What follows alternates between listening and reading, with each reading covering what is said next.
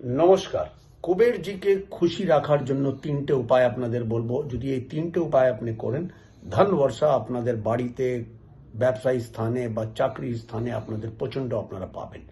প্রথম উপায় কি করবেন, যে কুবেরজির মূর্তি বা কুবেরজির ফটো যেটা আপনি পারেন সেটা নিয়ে আসবেন, সেটা আপনারা লাগাবেন উত্তর দিকে, ওনার মুখটা যেন উত্তর দিকে থাকে। 2 নম্বর উপায় কি করবেন, কুবের মুদ্রা। কুবের মুদ্রা ঠিক এই ধরনের করবেন।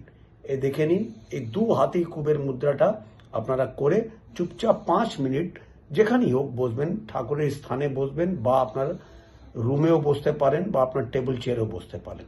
3 নম্বর হলো কুবের গায়ত্রী মন্ত্র।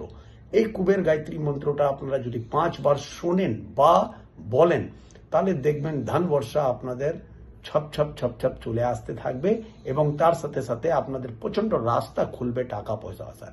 এই উপায়টা করে দেখুন, লাভবান।